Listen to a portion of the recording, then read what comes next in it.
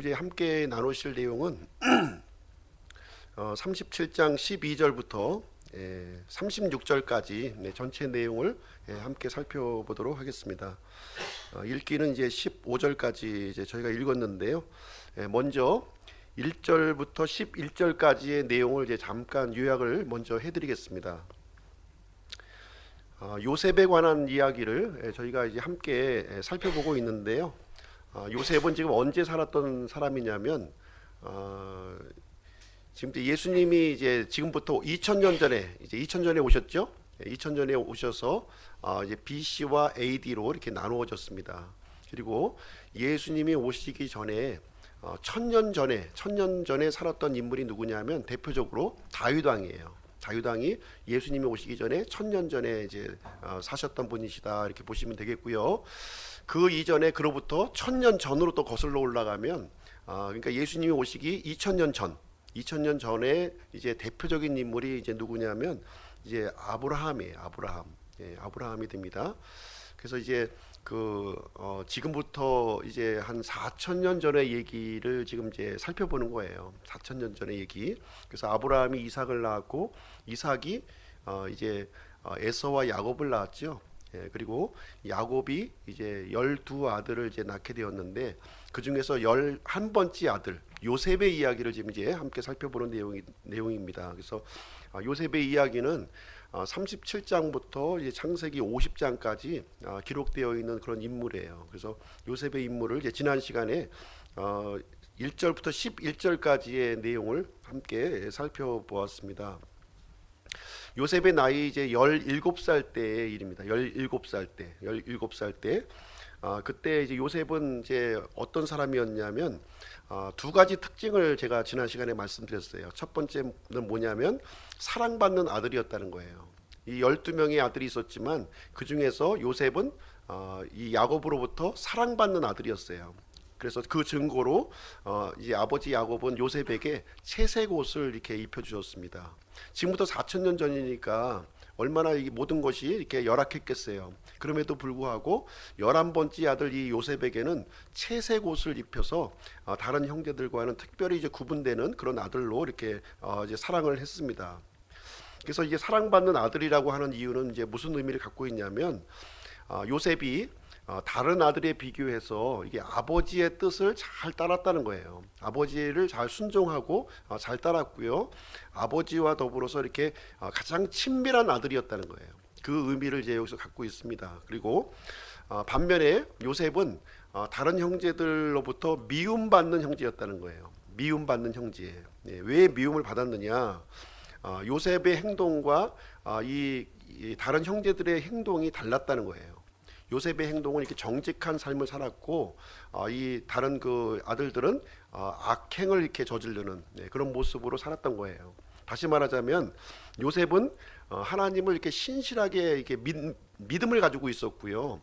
다른 아들들은 이제 요셉에 비해서는 이렇게 믿음을 갖지 못한 그런 모습을 갖고 있었기 때문에 빛과 어두움이 이렇게 합쳐지지 않는 것처럼 이게 어두움이 빛을 이렇게 자꾸 미워하는 일이 이제 이렇게 생긴 거예요.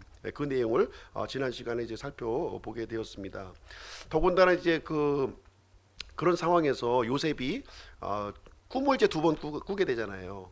또 꿈을 이제 두 번 꾸게 되는데 첫 번째 꿈은 무엇이냐면 이제 그 볕단 곡식단의 이제 꿈을 꾸게 되는데 11개의 볕단이 이제 요셉의 볕단에게 이렇게 절을 하는 그런 꿈을 꾼 거예요. 첫 번째 꿈은. 그러니까 이 얘기를 형제들한테 말해주니까 그나마도 지금 이제 이제 미움을 받는 그런 이제 요셉이었는데 꿈까지 이제 어떻게 보면은 11번째 아들이 나머지 그 형들을 전부 이제 이렇게 통치한다는 꿈이 되는 거잖아요. 그래서 더 시기하는 일이 이제 생겨나게 되었습니다. 근데 그거로 끝난 것이 아니라 꿈을 또 한 번 꾼 거예요. 이번에 어떤 꿈을 꿨냐면 별과 별과 달의 꿈을 꾼 겁니다. 그래서 이제 요셉의 별을 향해서 해와 이 달과 그 11개의 별들이 또 절하는 꿈을 또 꾼 거예요. 그러니까 이번에는 형제들만 이렇게 요셉에게 절하는 것이 아니라 이제 해와 다른 이제 부모님을 또 의미하고 있는 거잖아요. 그래서 부모까지 엎드려서 절하는 꿈을 꾸게 되니까 이제 이 형제들이 요셉을 아주 극도로 이렇게 시기하게 되고 미워하게 되고 심지어는 이제 죽이려고 하는 마음까지 들게 되는 그런 내용에 대해서 지난번에 이제 말씀을 드렸습니다. 그 내용에 이어서 이제 오늘 이제 12절부터 이제 그 내용이 이제 진행되는 이제 사건이 이제 되겠는데요. 오늘 본문의 배경은 이제 어디를 배경으로 하고 있냐면은 세겜 땅을 지금 배경으로 하고 있어요. 세겜 땅. 지금 이제 그 야곱의 식구들이 머물러 있는 장소는 어디냐면 헤브론이에요. 이제 헤브론은 어디냐면 이스라엘이 보면 우리나라하고 지형이 좀 약간 좀 비슷해요. 비슷합니다. 그래서 헤브론은 남쪽에 있는 이런 그 도시의 이름입니다. 도시의 이름인데 지금 이제 그 요셉의 야곱의 그 아들들이 지금 이제 요셉을 제외하고 나머지 아들들이 이제 북쪽으로 이렇게 올라가서 이제 목축을 하고 있었기 때문에 이제 이렇게 가뭄이 들은 거예요. 그러다 보니까 양을 이렇게 키우려면은 물이 있는 장소, 풀이 있는 장소로 이렇게 이동해야 되는데 이제 북쪽 지역으로 이렇게 막 거슬러서 이동하고 있는 상황이었는데 아마도 이제 세겜이라고 하는 그 지역까지 이렇게 이동을 하게 되는 그런 상황에 지금 놓여져 있는 내용이 이제 됩니다. 근데 한참을 지났는데도 불구하고 이제 이 죄송합니다.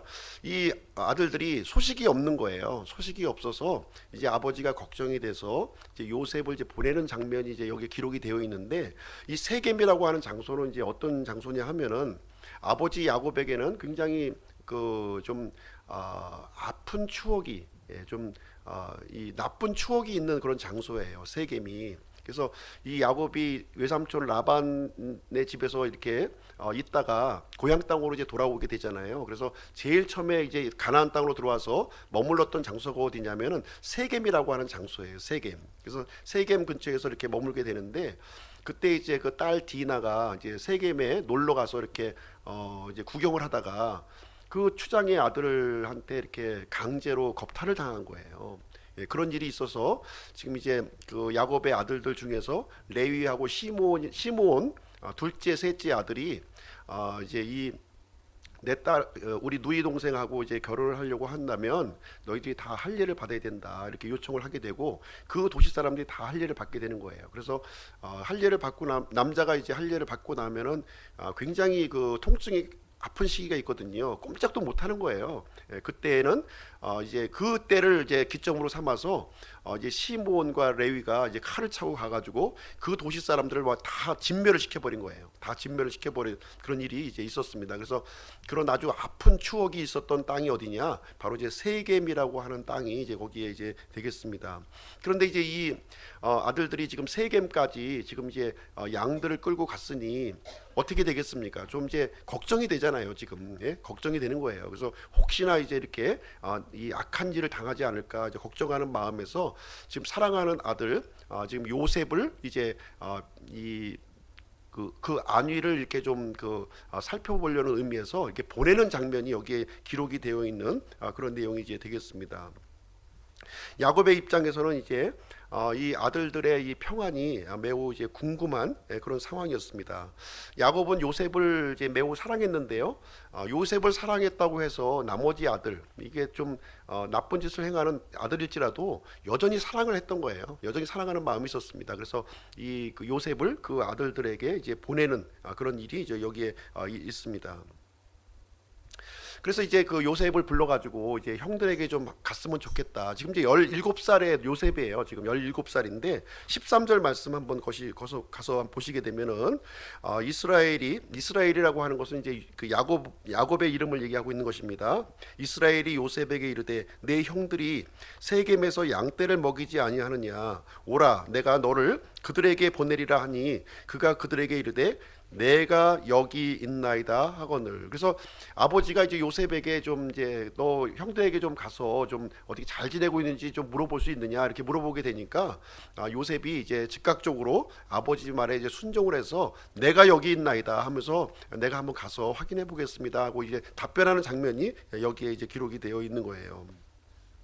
그래서 요셉의 임무는 뭐냐면은 형들이 잘 있는지 그 이제 평안한 여부를 이제 확인하는 것이었는데, 야곱은 여기에서 이제 종들을 보내는 것, 종들도 있었겠죠. 종들도 있었겠지만 이제 11번째 아들 요셉을 보내는 장면이 여기에 기록이 되어 있습니다. 그래서 14절 말씀을 보시게 되면 14절, 이스라엘이 그에게 이르되 원하노니 가서 내 형들과 양떼가 잘 있는지 보고 내게 말을 다시 전하라 하며, 이처럼 그를 헤브론의 골짜기에서 보내매 그가 세겜으로 가니라, 이렇게 기록을 하고 있습니다. 그래서 이제 헤브론에서 세겜까지 가는 거리가 이제 어떻게 되느냐, 지금 17살의 지금 아이가 지금 이제 이동을 하는 거예요. 하는데 그 거리가 이제 무려 한 100km 정도 거리예요. 100km. 여기서 100km면 어느 정도 됩니까? 100km면 한 천안 정도 거리가 되나요? 천안 정도의 거리를 이제 가서 확인해 보라, 이렇게 하는 장면이 기록이 되어 있고, 요셉은 이제 그 100km 되는 거리를 이제 지금 이제 개나리 못짐 하나 짓고 아버지의 이 명령을 따라서 이제 가고 있는 그런 상황이 되겠습니다.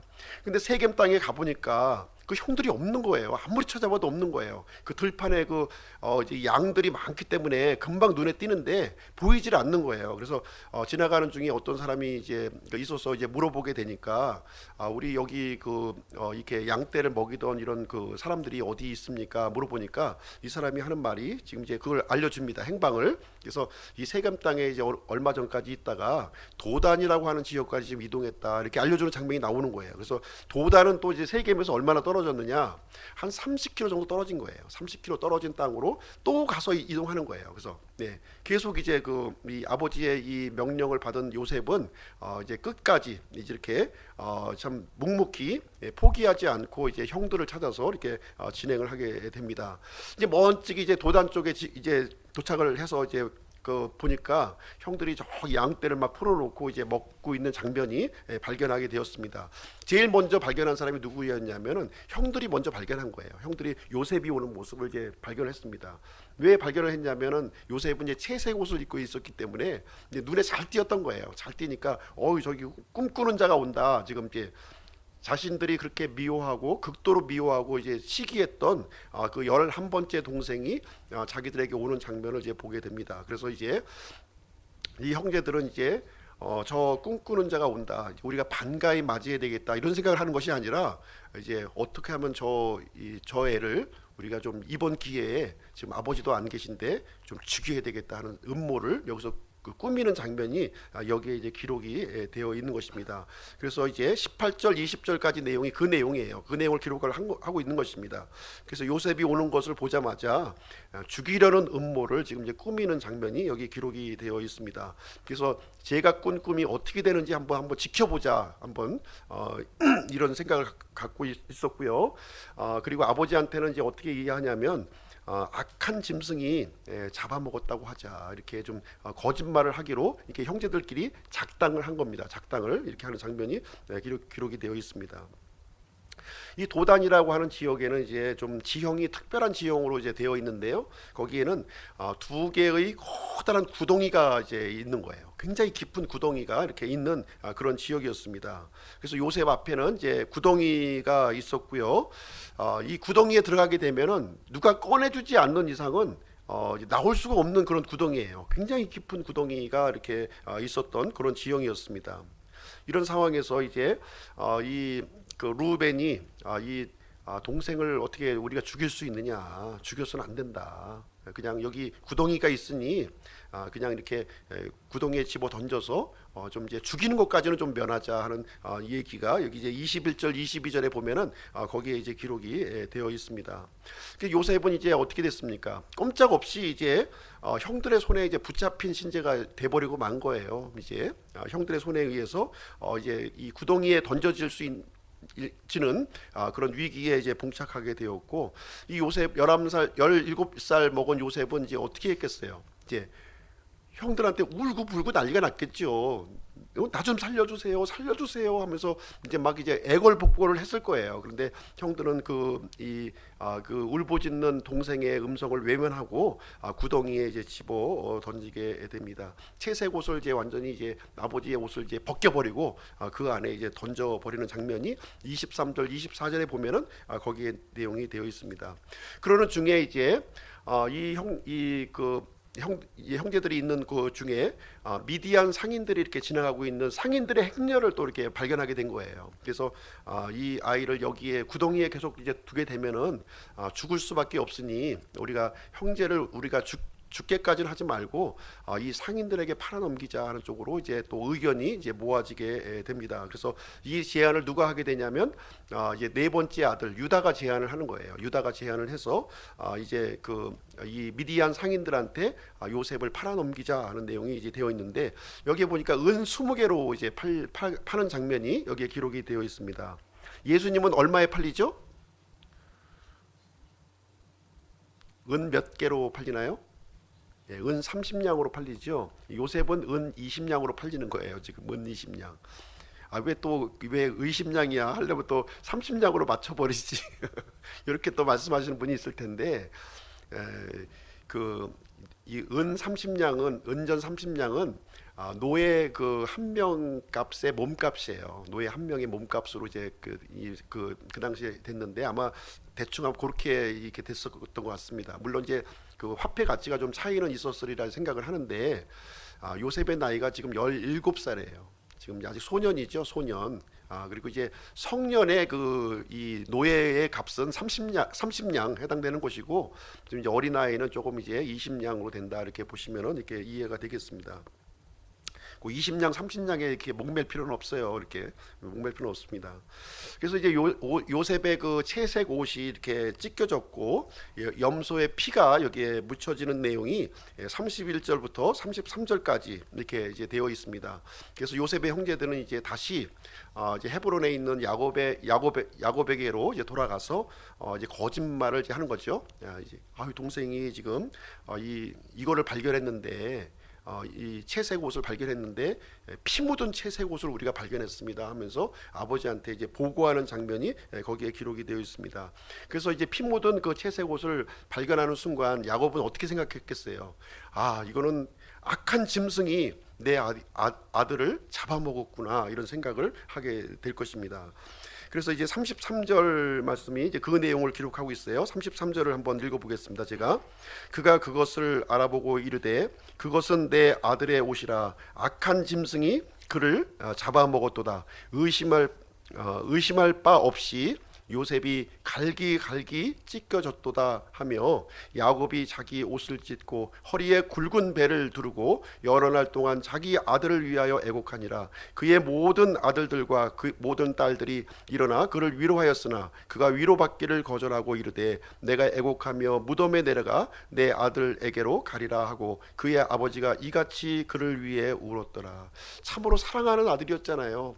참 순종하는 아들이었고 아버지와 이렇게 친밀한 관계를 이렇게 유지하고 있었던 이 요셉이었어요. 근데 이 요셉이 이제 악한 짐승에 물려서 이제 완전히 찢겨져서 죽었다고 생각을 하니까 복장이 터지는 거예요. 이 복장 터지는 이 슬픔을 야곱이 여기에서 지금 하고 있는 장면이 되겠습니다. 그래서 야곱은 여러 날 동안 이 요셉의 죽음을 가지고서 애곡을 하는 장면이 여기에 기록이 되어 있었고요. 어느 누구로부터 위로받기를 거절을 했습니다. 그래서 요셉은 결국 어디로 갔느냐? 36절에 보시면 요셉의 행방이 이제 마지막 행방이 거기 기록이 되어 있습니다.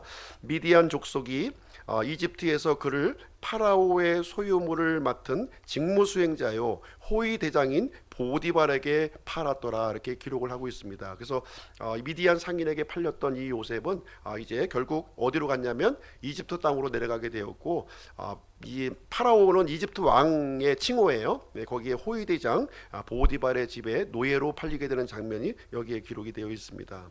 그래서 이 내용을 가지고 우리는 세 가지 내용을 한번 같이 함께 살펴보도록 하겠습니다. 요셉은 아버지가 이제 그 형들의 이 평안을 위해서 이렇게 한번 갔다 와라 이렇게 했을 때 요셉은 군소리 안 하고 내가 여기 있나이다 이렇게 얘기하면서 아버지의 말씀을 순종하는 그런 아들이었습니다. 요셉은 또한 아버지에게 순종하던 아들이었을 뿐만 아니라 하나님께서 주신 꿈을 꾸었던 사람이에요. 그렇죠? 하나님께서 꾸는 꿈을 이렇게 꾸었습니다. 그리고 요셉은 이 형들의 이런 그 평안 좀 잘 있는지 그것을 확인하기 위해서 이렇게 확인하는 그러한 일을 진행을 했습니다. 요셉의 형들은 어떤 사람이었어요?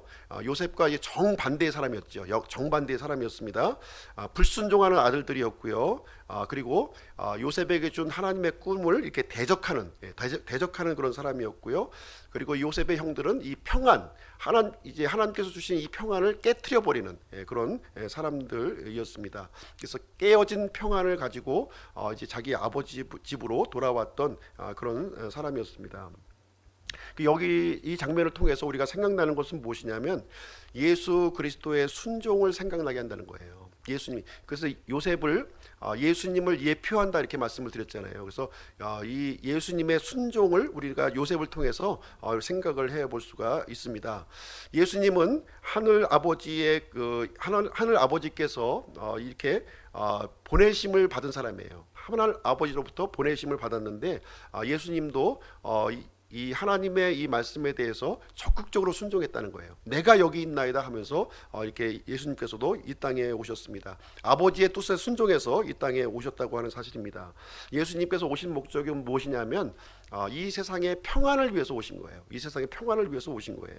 그래서 예수님은 자신의 형제들을 구원하기 위해서 이렇게 오셨습니다. 그렇지만 예수님의 형제들을 당시 이제 이스라엘 백성들이죠. 유대인들은 어떤 생각을 가졌나요? 이 예수님의 이 구원 계획을 거절했다는 거예요. 거절했고 뿐만 아니라 이 예수님을 십자가에 못 박아 죽이는 일을 이렇게 진행하게 되었습니다. 오늘날 우리 교회도 마찬가지로 예수님처럼 우리가 평안을 위해서 부르심을 받은 사람들이에요. 우리 구원받은 사람들은 다 평안을 위해서 부르심을 받은 사람이 되겠습니다. 그래서 예수님의 평안을 이 세상에 우리는 흘려보내야 된다고 하는 사실입니다. 그래서 이 세상 사람들이 우리를 핍박하고 이렇게 거절할지라도 우리는 하나님의 평안을 우리는 이 세상에 전해야 되겠습니다. 두 번째로 우리가 생각해 볼 수 있는 것은 무엇이냐면 요셉이 꾼 이 꿈은 구원의 계획이었다는 거예요. 구원의 계획이었다는 것입니다. 이 꿈이라고 하는 것은 해석이 대단히 중요해요. 해석이. 그래서 요셉은 이제 꿈을 꾸는데 두 번 연거푸 이렇게 꾸게 되잖아요. 동일한 꿈을 연거푸 꾼다고 하는 것은 무엇이냐면은 이것은 하나님께서 개입하셨다고 하는 의미를 갖고 있는 거예요. 두 번 연거푸 꾼다고 하는 것은 하나님이 이 일을 계획하시고 작정하셨다는 내용을 얘기해 주고 있습니다. 이 꿈을 이 요셉의 형제들은 어떻게 해석을 했을까요? 이 형들은 이 꿈을 가지고 요셉은 높아지고 자기들은 낮아지는 것으로 이렇게 생각을 했던 거예요. 요셉만 높아지고 자신 낮아지는 것이다. 그래서 이 동생 요셉을 시기하고 죽이려는 마음을 이렇게 가졌던 거예요. 그러나 진짜 하나님께서 요셉의 꿈을 통해서 알려주시는 내용은 무엇이었냐면 그런 내용이 아니었다는 거예요. 물론 하나님께서 요셉을 높이시는 것은 이제 맞는 거였지만 요셉을 높이는 그 목적이 다른 데 있었다고 하는 것을 우리에게 말씀을 해주고 있습니다. 하나님의 계획은 무엇이었냐면은 요셉을 통해서 가족을 구원하는 일이었어요. 요셉이 잘 되고 동생들이 못 되는 것이 아니라 요셉을 이렇게 세워서 이 가족들을 구원하는 일에 참여할 수 있도록 하기 위해서 하는 것이었습니다. 그래서 모든 사람들이 하나님의 이 구원에 참여하도록 하나님께서 요셉에게 꿈을 주신 내용이 되겠습니다. 그래서 하나님께서 주신 꿈이라고 하는 것은 이렇게 한 사람이 높아지고 한 사람이 낮아지는 것이 아니라는 거예요. 하나님의 꿈은 누군가 이렇게 살고 누군가 죽고 하는 그런 내용이 아니라고 하는 사실을 말해주고 있습니다. 하나님의 꿈은 한 사람을 이렇게 선택해서 다른 사람들을 살리게끔 하는 거예요. 모든 사람들이 다 하나님의 이 구원에 다 들어올 수 있도록 하는 것이 하나님의 계획입니다. 그래서 세상의 꿈과 하나님의 꿈은 이제 차이점이 있는 거죠. 세상의 꿈은 자기만을 위한 꿈이에요. 자기만을 위한 꿈. 내가 높아지고 다른 사람을 짓밟는 꿈이 이제 세상의 꿈입니다. 그러나 하나님의 꿈은 어떤 꿈이냐면 다른 사람들을 위한 꿈이라는 거예요. 나도 좋아지고 다른 사람들도 좋아지는 거예요. 다른 사람들 모두를 이게 구원 계획에 참여시키려고 하는 것이 바로 하나님께서 주시는 꿈이 되겠습니다. 그래서 요셉에게 주신 이 꿈은 어떻게 이루어지게 되냐면은 1차적으로 요셉의 가족들에게 이루어지게 돼요. 요셉의 가족들을 이제 이 가나안 땅에 큰 기근이 이제 일어나게 되는데 그 기근으로부터 구출하는 일이 요셉을 통해서 이루어지게 됩니다. 2차적으로 언제 이루어지게 되냐면은 이제 이스라엘 백성들이 430년 동안 이집트에서 종살이하게 되는데 모세를 통해서 이게 하나님께서 구출하시는 것을 하나의 예표로 우리에게 보여주고 있고 그 사실이 성취가 되었습니다. 마지막으로 온 인류의 구원이 이제 온 인류의 구원을 우리에게 가르쳐주고 있는 거예요. 온 인류의 구원을 알려주고 있습니다. 온 인류는 이제 마귀에게 다 종살이하고 있는 것이죠. 그래서 예수 그리스도를 통해서 예수 그리스도를 믿는 사람들을 통해서 이제 마귀의 종살이에서부터 구출해 주시는 것을 예표적으로 우리에게 보여주는 그런 내용이 이제 되겠습니다. 우리 모두는 하나님께서 주신 꿈을 이루는 자가 되어야 되는 거예요. 요셉의 형제들처럼 하나님의 꿈을 대적하고 하나님의 꿈을 이렇게 무너뜨리는 쪽으로 참여하는 것이 아니라 하나님의 꿈을 이루는 하나님의 꿈에 참여하는 우리들이 되어야 됨을 우리에게 말씀을 해주고 있습니다. 하나님께서 이스라엘의 구원을 위해서 요셉을 사용한 것처럼 또 하나님께서는 우리를 사용해서 다른 사람들을 이렇게 구원하는 일에 이렇게 또 참여하게 해주신다고 하는 사실을 우리에게 말씀을 해주고 있습니다. 그래서 요셉의 형제들처럼 우리는 하나님의 꿈을 이렇게 막는 자가 되어서는 아니 되겠고요. 참여하는 사람이 되어야 되겠습니다. 세 번째로 요셉의 이 형제들은 하나님의 꿈을 막으려고 하는 사람이었다는 거예요. 대적하는 사람이었음을 여기서 우리에게 알려주고 있습니다. 요셉을 죽이려고 했고 또 팔아넘기려고 이렇게 했습니다. 이 요셉이 꾼 꿈을 도와주려고 하는 마음이 털끝만치도 없었고요.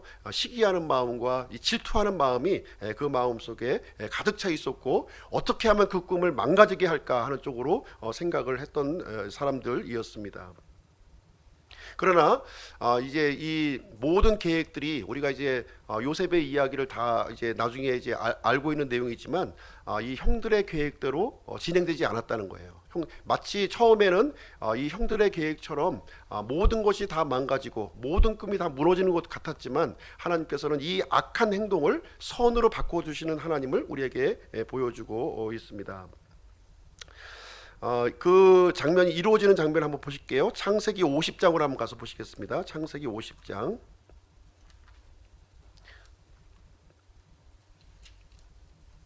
창세기 50장 20절 말씀 보겠습니다. 창세기 50장 20절. 나중에 가족의 구원이 다 이루어진 다음에 이제 고백하는 그런 내용이 되겠습니다. 창세기 50장 20절 같이 한번 읽어보실게요. 시작. 오늘 당신들로 말하건대 당신들은 내게 악을 행하려고 생각하였으나 오히려 하나님은 그 일을 선이 되도록 계획하시고 이루셔서 이날과 같이 많은 사람을 살려두게 하셨나니. 요셉의 형제들은 악한 일을 계획을 했어요. 그럼에도 불구하고 이 악을 선으로 바꿔주시는 하나님이심을 지금 요셉이 고백하는 장면이 여기에 기록이 되어 있습니다. 하나님께서는 악을 선으로 바꿔주시는 분이라고 하는 사실을 요셉의 이야기를 통해서 우리에게 알려주고 있습니다. 끝까지 회개치 않은 사람들은 화를 당하는 거예요. 화를 당할 수밖에 없습니다. 그러나 다행히도 요셉의 형제들은 나중에 이제 자신의 잘못을 회개하고 구원 계획에 참여하는 장면이 여기에 기록이 되어 있습니다. 이 내용은 예수님에게도 동일하게 적용이 됩니다. 가룟 유다는 예수님을 해칠 목적으로 예수님을 배신을 했어요. 그래서 모든 일들이 가룟 유다의 계획처럼 다 이루어지는 듯 했어요. 예수님이 체포되었고 십자가에서 처형이 되는 그 일이 진행되었습니다. 그럼에도 불구하고 유다는 이 일에 대해서 회개치 않았지요. 회개치 않음으로 말미암아 멸망의 길로 가게 되었다 고 성경은 우리에게 가르쳐주고 있습니다. 유대인들의 종교 지도자들도 마찬가지였어요. 유대인들의 종교 지도자들도 예수님을 십자가에 처형을 했습니다. 예수님이 메시아임에도 알았고 하나님의 아들이었음에도 알았음에도 불구하고 예수님을 십자가의 죽음으로 내몰았습니다. 그리고 예수님의 피를 자신에게 돌리라고 이렇게 소리쳤어요. 자신에게 돌리라고. 예, 그래서 유대인들은 그 이후로 엄청난 이 대가를 역사적으로 치르는 장면을 우리는 살펴보고 있습니다. 주후 70년경에 로마의 타이투스 장군에 의해서 이 이스라엘 이 국가가 완전히 멸망을 하게 돼요. 완전히 멸망합니다. 돌 위에 돌 하나 남지 않을 정도로 완전히 멸망하게 되고 1900년 동안 나라 없는 민족으로 전 세계를 방황하며 흩어져 살게 됩니다. 또 흩어지면서도 엄청난 핍박을 이렇게 받게 됩니다. 그럼에도 불구하고 하나님께서는 이 십자가의 죽으심을 통해서 온 인류에게 구원의 길을 열어주셨다고 하는 사실이에요. 그래서 악을 선으로 바꿔주시는 하나님의 모습을 우리는 생각을 해볼 수가 있습니다. 그래서 우리는 요셉의 이야기를 다 알고 있어요. 우리는 어떻게 보면 재방송을 보고 있는 거죠. 본방송을 보고 있는 것이 아니라 지금 이제 요셉은 본방송을 지금 이제 진행하고 있는 것이고, 우리들은 이미 기록되어 있는 3000년 전에 이제 이루어진 일을 우리는 성경 기록을 통해서 우리가 살펴보고 있는 것입니다. 요셉의 그 채색 옷은 벗겨졌어요. 예기치 않게 구덩이에 빠졌습니다. 그리고 미디안 상인들에게 팔려갔죠. 결과적으로 이제 이집트의 보디발 그 집에 노예로 이렇게 팔려지게 되었습니다. 그럼에도 불구하고 우리는 이 장면을 보면서 걱정하지 않죠. 왜 걱정하지 않습니까? 요셉은 하나님의 손에 지금 있기 때문에 그런 거예요. 하나님의 손에 있기 때문에 그 어떤 일이 요셉에게 닥쳤다 할지라도 우리는 걱정하지 않는 거예요. 예. 우리는 어떻습니까? 우리에게도 이 요셉의 얘기를 그대로 적용할 수 있습니까? 우리가 하나님의 손에 이렇게 잡혀 있다면은 우리에게 어떤 일이 일어나도, 우리가 노예가 팔려도, 또 심지어 어려운 일이 당해도, 힘든 질병이 걸리더라도 우리는 하나님의 손에 붙잡혀 있다면은 우리는 구원을 받을 수 있다고 하는 사실을 이 요셉의 이야기를 통해서 우리에게 알려주고 있다고 하는 사실입니다. 하나님께서는 우리에게 아주 악한 일이 있다 할지라도 그 악한 것을 우리가 믿음 가운데 거하기만 하면 우리를 선으로 인도하시는 하나님이라고 하는 사실을 요셉의 생애를 통해서 우리에게 알려주시고 있는 내용이 되겠습니다. 그래서 우리는 요셉의 이 삶을 통해서 나 자신을 볼 줄 알아야 돼요. 나에게 적용해야 됩니다. 단지 요셉에게 일어났구나 이렇게 보시는 것이 아니라 요셉과 함께 하셨던 하나님이 지금 현재에도 나와 이 어려움 중에도 함께 하시며 나를 이 험악한 구덩이에서도 건져내실 하나님이라고 하는 사실을 우리가 믿고 신뢰하고 의지해야 된다고 하는 사실을 우리에게 알려주고 있습니다. 하나님께서 이제 요셉에게 나중에 보시면 어떤 옷을 입혀주시냐면 총리의 옷을 입혀주셔요. 이 총리의 옷 입히는 것만 우리가 생각하시면 안 돼요. 지금 이 요셉은 채색 옷이 벗겨졌습니다. 지금 하나님께서 이 채색 옷을 벗겨주신 이유는 무엇이냐면 또 더 나아가서 이 죄수의 옷을 입게 되잖아요. 그렇죠? 이 노예의 옷을 입게 되고 그 다음에 죄수의 옷까지 입게 돼요. 그러한 옷을 입게 되게 하신, 그런 것을 허락하신 이유는 뭐냐면은 나중에 이 총리의 옷을 입게 하시도록 하기 위한 그런 과정이었다고 하는 사실을 우리가 알 수 있다고 하는 사실입니다. 결론을 내리도록 하겠습니다. 요셉의 지금 이제 오늘 본문 말씀에서 마지막 요셉의 행도를 우리에게 알려주고 있어요. 미디안 족속이 이집트에서 그를 파라오의 소유물을 맡은 직무 수행자요 호위 대장인 보디발에게 팔았더라 하면서 오늘 이제 본문의 말씀을 마치고 있습니다. 아버지께서 자신에게 입혀준 이 채색 옷이 이렇게 벗겨지게 되었습니다. 그러나 걱정할 필요가 없다는 거예요. 그렇죠? 걱정할 필요가 없습니다. 중요한 것은 무엇이냐면 내가 채색 옷을 입었느냐, 노예의 옷을 입었느냐, 아니면 죄수의 옷을 입었느냐가 중요한 게 아니라는 거예요. 중요한 건 뭐예요? 하나님의 임재가 중요하다는 거예요. 내가 하나님의 임재 가운데 있느냐, 내가 하나님을 신뢰하는 가운데 있느냐 하는 것이 대단히 중요하다는 거예요. 하나님의 임재 가운데만 있다면 우리에게 어떤 환경이 펼쳐지든 어떤 어려움이 펼쳐지든 아무 상관이 없다는 것이죠. 하나님께서는 그 모든 것을 선으로 바꾸어 주신다. 그 하나의 과정으로서 우리에게 허락해 주셨다 하는 것을 우리는 생각을 해볼 수가 있는 것입니다.